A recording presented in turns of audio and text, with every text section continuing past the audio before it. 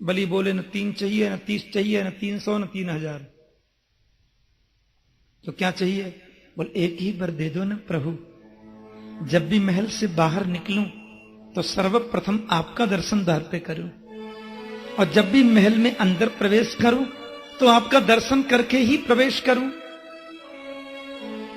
भगवान बोले उसका मतलब तो ये हुआ कि हम तुम्हारे चपरासी हो जाए।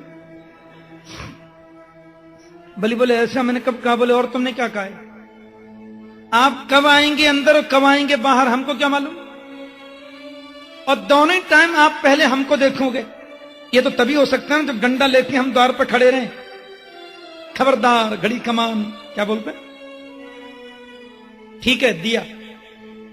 और कह दिया प्रभु ने प्रमाण पत्र, नित्यम दृष्टासि मां तत्र गदापाणिम अवस्थितम। अपने महल के द्वार पर हाथ में गदा लेकर के मुझे खड़ा हुआ तुम हमेशा देखोगे, मेरा आशीर्वाद। भाव के बस में है भगवान, भाव के बस में है भगवान, भाव बिना सब साधन झूठो, बिरथा सकल विधान। भाव के बस में है भगवान, भाव नहीं तो निधिवन मधुवन, भाव नहीं तो निधिवन मधुवन, लागत सब वीरान। भाव होए तो जित देखूं तित, दीखत सुंदर श्याम। भाव के बस में है भगवान,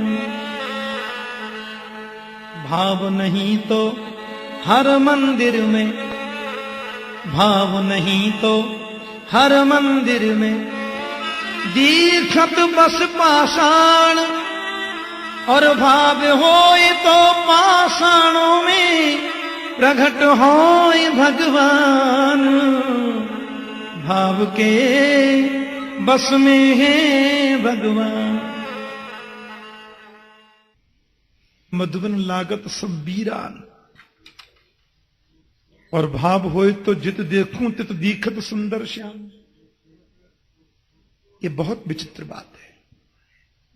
बलि के द्वार पर गोविंद दरबान बन के रहे। अब तो वही बलि इंद्र हैं और प्रभु उपेंद्र के रूप में हैं। अगले मनवंतर में ऐसा करने को बोले थे, अभी वही मनवंतर चल रहा है जिसमें बलि इंद्र हैं और गोविंद उपेंद्र हैं। अच्छा, पहले प्यार से बोलो जय श्री कृष्ण। जय श्री कृष्ण। लक्ष्मी के रूप से, लक्ष्मी के साथ प्रभु नारायण रूप से बैकुंठ चले गए और दरबान रूप से बलि क्या रह गए। एक और बात, सत्यव्रत राजा की कामना की पूर्ति के लिए भगवान मत्स्य बनकर के पधारे और उन्होंने वेदों की सुरक्षा तो की ही थी, प्रलयंकारी संपूर्ण दृश्य राजा को दिखाया और प्रलयंकारी दृश्य दिखा करके उनकी शंकाओं का समाधान किया, उनको बहुत सुंदर उपदेश कर दिया। ध्यान से सुनने की बात है। एक और बात आपसे निवेदन करें, परमात्मा के 24वें अवतार जो हैं परीक्षित, ये सभी अद्भुत हैं, पर मनुष्य के जीवन से ज्यादा कनेक्शन रखने वाला जो चरित्र है वो तो दो हैं, रामावतार और श्री कृष्णावतार। एक दिन मैंने कहा था कि दोनों में अंतर तो नहीं है। वैसे इस प्रसंग पर भी बहुत चर्चाएं होती हैं विद्वानों में। कृष्ण 16 कला, राम जी 12 कला। अब पता नहीं वो मनोविनोद में ऐसा करते हैं कि वास्तव में ऐसा करते हैं। संतों की बात तो संत ही जाने माय डियर। उनकी महिमा कौन समझ सकता है। लेकिन यह बात नितांत सत्य है कि राम और कृष्ण में अंतर नहीं है।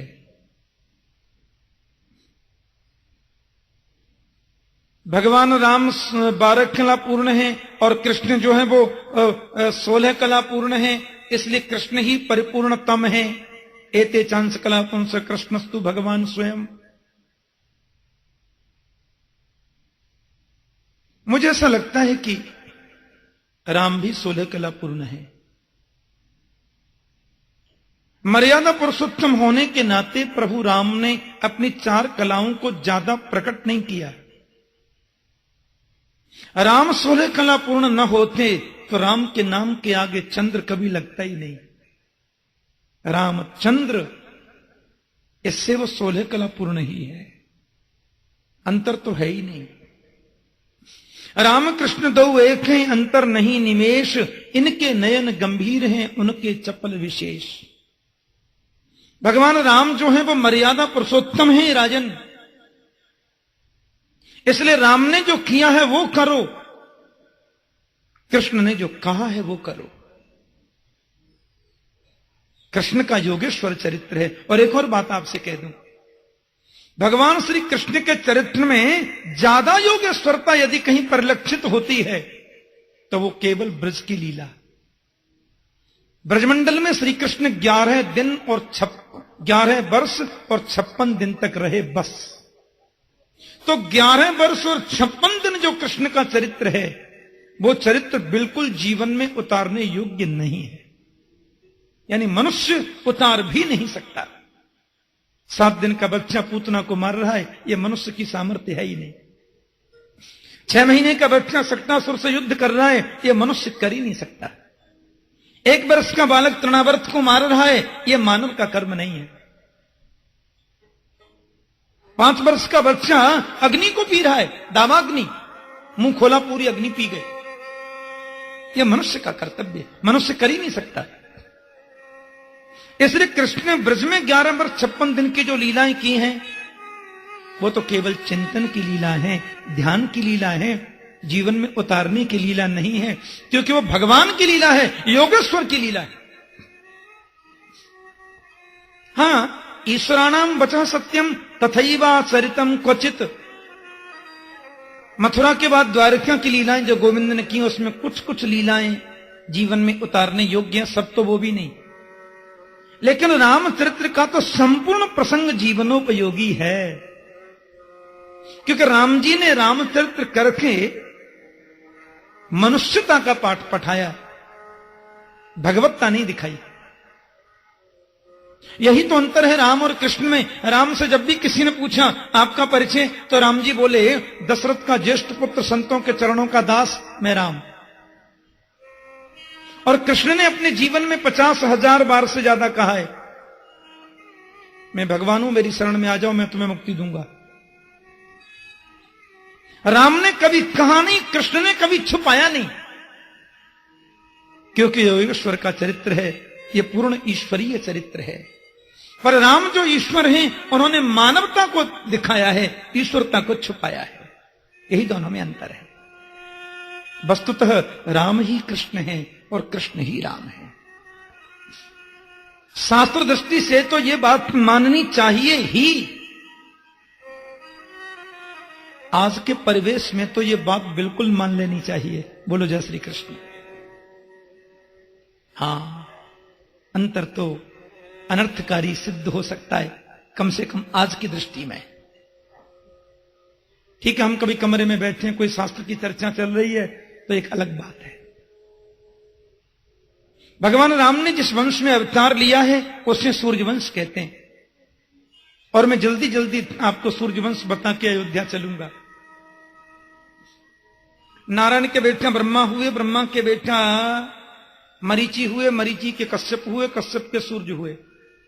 सूर्य का नाम है विवस्वान, और विवस्वान सूर्य के जो बेटा हुए उन्हें वैवस्वत मनु कहते हैं। इन्हीं के वंश में बेटा नभग हुआ, नभग का नाभाग हुआ, नाभाग के अम्बरीश हुए। एकादशी व्रत करते थे, दुर्वासा जी परीक्षा लेने आए और परीक्षा में अम्बरीश पास हो गए। इस वंश में युवनाश्व हुए, युवनाश्व के मानधाता हुए, मानधाता की 50 कन्याएं सौभरी को ब्याई गईं। त्रिवंदन हुए, फिर त्रिशंकु हुए, फिर हरिश्चंद्र हुए, आगे चलकर बाहुक हुए, जिनके बेटा सगर हुए। सगर की 2 पत्नियों में एक के एक बेटा हुआ असमंजस, एक के मांसपिंड हुआ, जिसको क्रोध में आके टुकड़े कर दिए और 60,000 हो गए। असमंजस की शादी हुई, पुत्र का नाम है अंशुमान, पर 60,000 जो सगर पुत्र हैं कुछ उद्दंड हैं। असमंजस घर से निष्कासित कर दिए गए, क्योंकि वो पागलों की सी वृत्ति में रहते। सगर के इन 60,000 पुत्रों ने भगवान कपिल का अपमान किया, क्योंकि इंद्र ले गए थे घोड़ा चुरा के यज्ञीय पशु, और भगवान कपिल के आश्रम पर बांधकर वो अंतर्धान हो गए। सगर के पुत्रों ने उनको चोर समझा, मारने दौड़े। कपिल के नेत्र खुलते ही सब जल के राख हो गए। ब्राह्मण की क्रोधाग्नि में जलकर जो नष्ट होता है उसकी मुक्ति नहीं होती, ऐसा लिखा है। अंशुमान ने बहुत प्रार्थना की। ऋषि कपिल और महात्माओं ने कहा, वामन भगवान का चरण जब ब्रह्मलोक में गया और उसको धोकर के जल कमंडल में जो ब्रह्मा ने रखा, वही जल इन सगर के पुत्रों की भस्मी पर डाल दिया जाए तो मुक्त हो जाएंगे।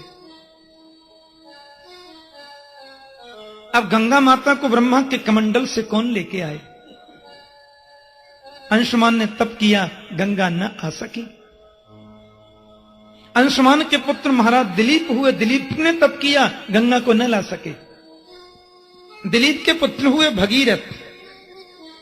गंगा माता आई, ब्रह्मांड कटा का भेदन करके सबसे पहले तो ध्रुवलोक में आई, सप्तर्षि मंडल पर आई, फिर शिव जी की जटा में पधारी और शिव जटा से सुमेरु पर गिरी, सुमेरु से हिमालय पर आई और गंगोत्री से प्रारंभ हो गई।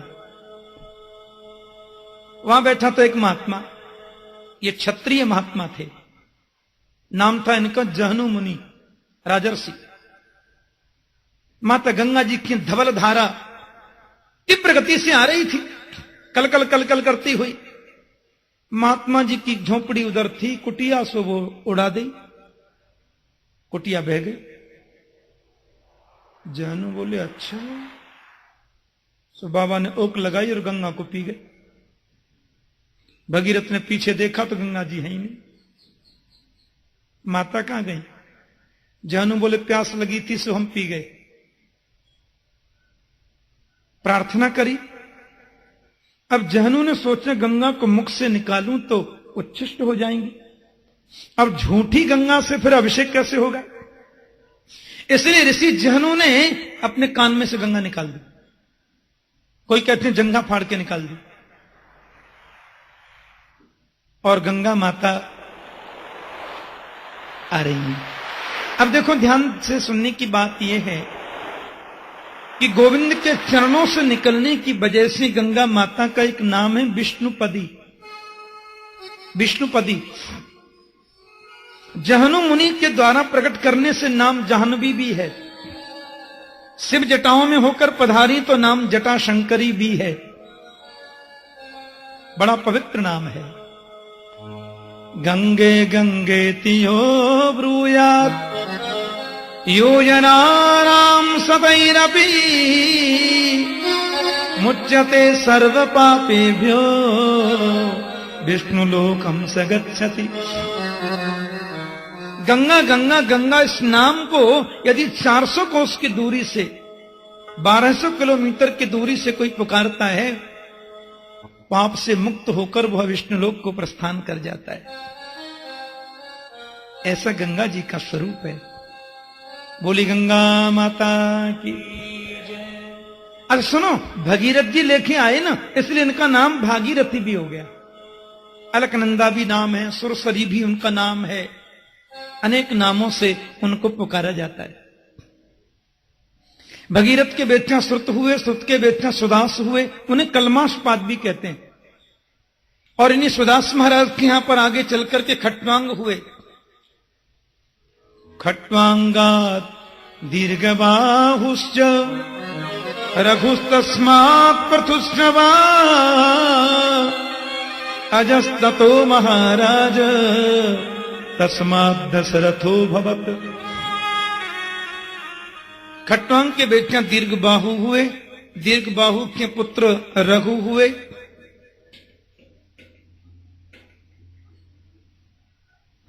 उनके बेटियां फिर दिलीप हुए।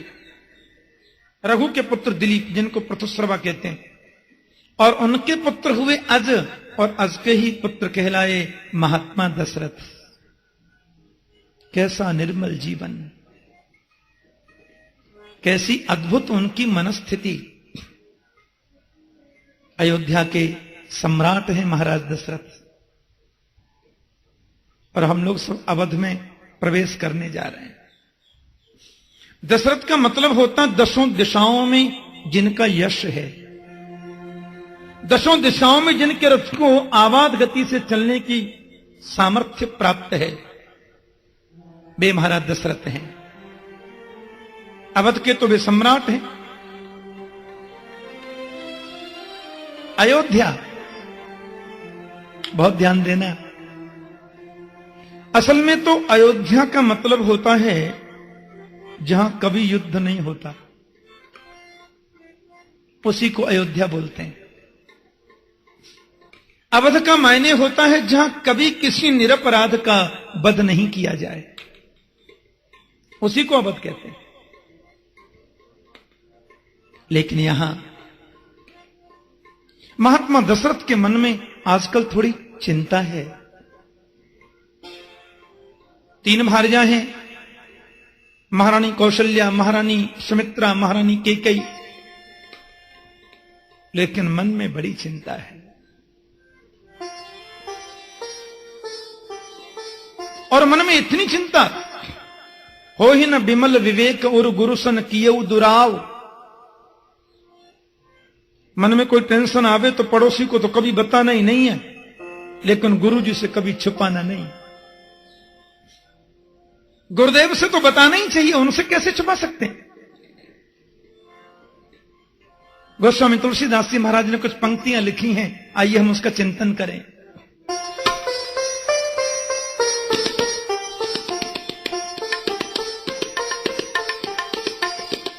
एक बार भूपति मन माही, एक बार भूपति मन माही, भई गरानी हमरे सुत नाही।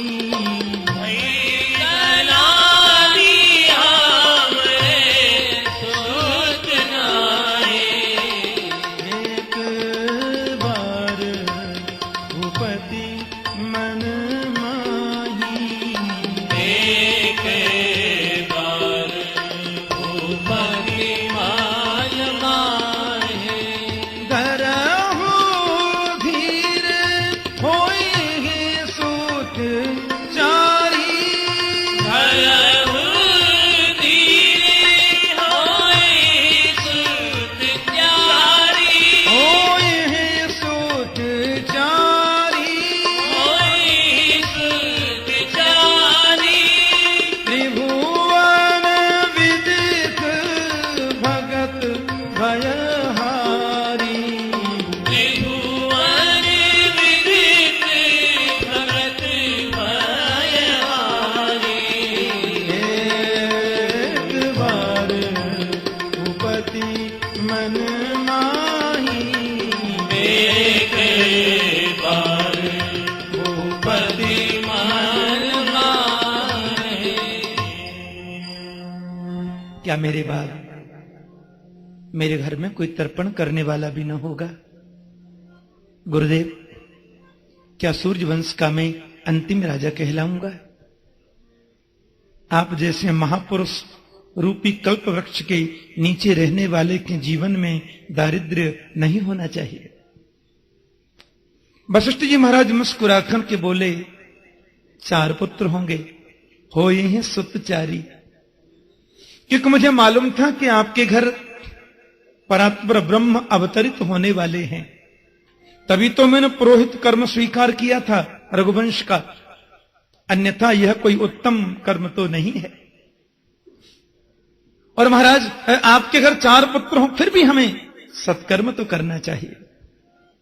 बड़ी निष्ठा से पुत्र कामेष्टि प्रारंभ हुई और अंतिम आहुति जब डाली गई तो साक्षात अग्निदेव देवताओं के दूत के रूप में प्रकट हो गए। इसमें चरु है। महाराज दशरथ अपनी तीनों भार्याओं को इसे प्रदान करें तो उन्हें सुंदर पुत्र की प्राप्ति होगी। वशिष्ठ देव ने उसमें आशीर्वचन कहा। अपने चरु का एक भाग उन्होंने श्री कौशल्या जी को प्रदान किया, दूसरा भाग महारानी कैकेयी जी को दिया। कहते हैं तीसरा भाग सुमित्रा जी को प्रदान किया था। ऊपर से एक चील उड़ती हुई आई, चील पक्षिणी, और महारानी सुमित्रा जी के हाथ से चरु को लेकर अनंत आकाश में चली गई। केसराचल नाम के पर्वत पर वृक्ष की डाली पर बैठी, वहां नीचे बैठी थी माता अंजनी। पक्षिणी को कुछ बोलने का मन हुआ, उसके मुंह से वो चरु निकलकर माता अंजनी के हाथ में गिरा।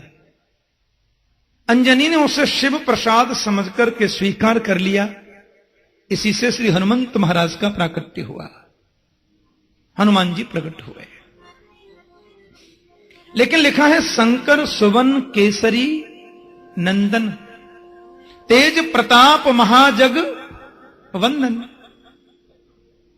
और लास्ट में लिखा है पवन तनय संकट हरण। हनुमान जी शंकर सुवन हैं, फिर केसरी के पुत्र हैं, और कहते हैं पवन तनय, तनय माने बेटा। तीन तीन पिताजी, शंकर जी, केसरी जी और पवन जी। कहते हैं शिव तनय तो इसलिए है वो कि शंकर ही हनुमंत के रूप में अवतार लिए हैं। अवतार होने के नाते वो शिव तनय हो सकते हैं। और पवन तनय क्यों? बोले पवन ने ही तो हनुमान को पाला है, और पालने वाला पिता तो जन्म देने वाले पिता से भी प्रथम वंदनीय होता है। नंद बाबा का स्थान किसी भी मायने में वसुदेव से 21 है, 19 नहीं है, तो पवन तनय है। और केसरी की पत्नी तो अंजना है ही, उसमें से किसी को आपत्ति होनी क्यों? माता सुमित्रा ने कहा मुझे तो पुत्र असंभव, क्यों चरु तो पक्षी ले गया।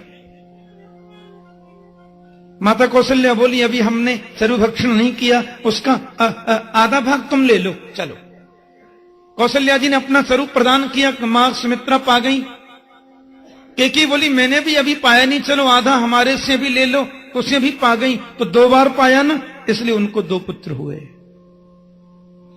तो सुमित्रा मां ने एक बड़ी अच्छी बात कही, आप दोनों ने अपना स्वरूप प्रदान करके मुझ पर कृपा की है, मैं आपको वचन देती हूं यदि मुझे 2 पुत्र हो गए तो मैं अपने दोनों पुत्रों को आपके दोनों पुत्रों की सेवा में समर्पित कर दूंगी, यह मेरा वचन है पक्का।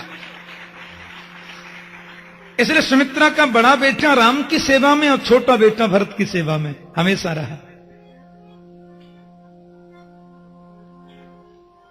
धीरे धीरे समय निकल रहा है।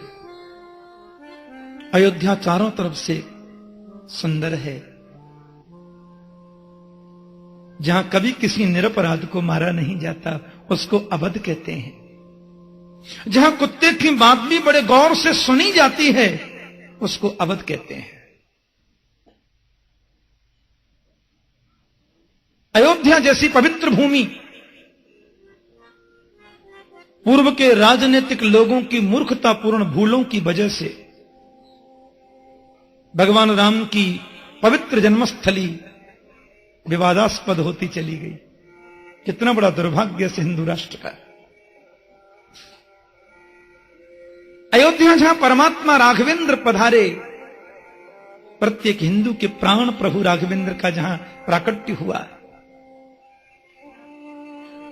उन हिंदुओं के ही राष्ट्र में, हिंदुओं के ही परमादरणीय, हिंदुओं के ही प्राण पूर्ण देव राम की जन्मस्थली पर हम एक मंदिर नहीं बना पाते। इससे बड़ा दुर्भाग्य हमारे जीवन का और हो क्या सकता है? आप जरा विचार करके देखें।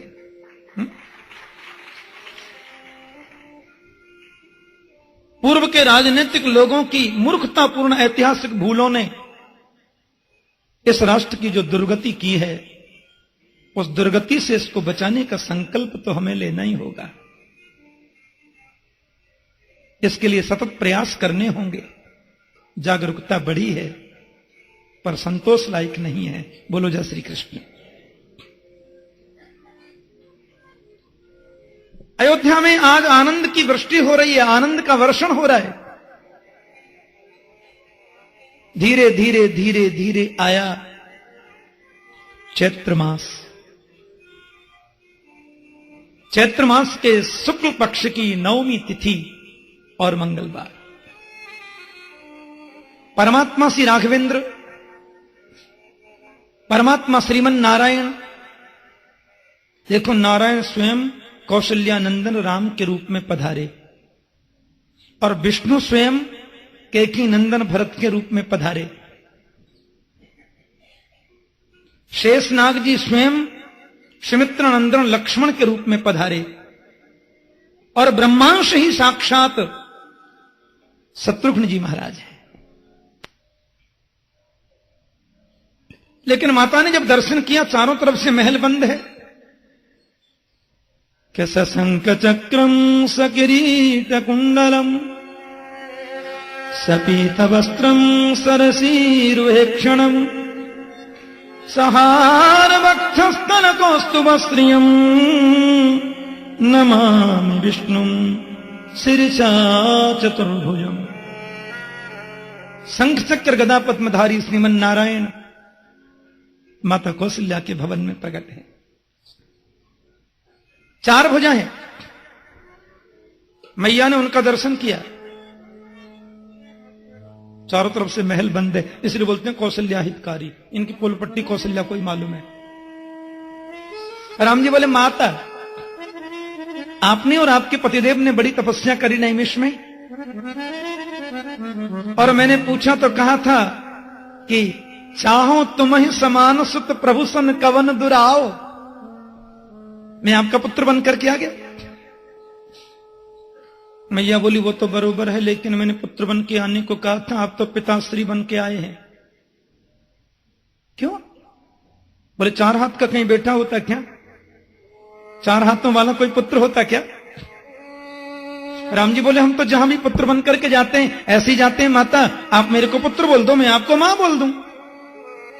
मैया बोली, यहां नहीं चलेगा, थोड़ी मनुष्य लीला करनी है, थोड़ा सा आपको ये दो हाथ हटा नहीं होना है। राम जी ने दो हाथ हटा लिए। अब तो अच्छा माता, अब तो मैं पुत्र बन गया। मैया बोली, 20 फुटा का बेटा, इतना लंबा पुत्र होता क्या? छोटे बन जाओ ना। राम जी छोटे हो गए। अब तो माता में पुत्र बन गया ना, अब तो द्वार खोलो। अब बाहर बड़ी भीड़ लगी है, बहुत माताएं, बहुत बहनें, बड़े संत महात्मा ज्ञानी अमलात्मा मुनिंद्र मेरे दर्शन के लिए आएंगे सब। आप द्वार खोलिए। मैया बोली, द्वार खोलूं और भीतर सब लोग आएंगे तो कहेंगे ये दुशाला वाला बेटा कहां से हुआ, कपड़े तो उतारो। राम जी बोले, बहुत परेशान करती है माता, पहले कहती है हाथ हटाओ, फिर कहती है छोटे हो जाओ, अभी बोलती हो वस्त्र ही उतार दो। मैया बोली, बालक जब जन्म लेते हैं तो नंगा ही होता है, तुम्हारी तरह दुशाला पहन के नहीं आता है।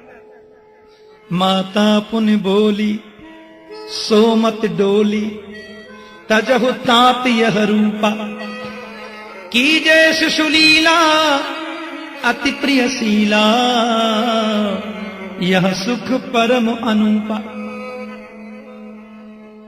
सो राम जी नन्हे से निर्वस्त्र बालक शिशु बन गए। पलना में मैया ने सुलाया, इशारे से बोले, अब द्वार खोले, सब लोग दर्शन करने आएंगे। मैया बोली, रो तो सही। बोले, रो में काहे को? बोले, बालक जब जन्म लेता है तो रोता है, आप तो बूढ़े बाबा की तरह सो रहे हो। तो सुन बचन सुजाना रोदन ठाना, होए बालक सुरभूपा। सो प्रभु ने रोना शुरू कर दिया। अब आकाश मंडल में आज सूर्य की खुशी का तो ठिकाना नहीं है, क्योंकि सूर्य वंश में मेरे प्रभु पधारे, सूर्य वंश में आए हैं रघुनंदन। चंद्रमा ने थोड़ा सूरज से कहा, आगे चलो ना सब, अपन को भी दर्शन करना है। हाँ, सूर्य नारायण बड़े चुपचाप बैठे रहो, महीने बाद दिन बाहर नंबर आएगा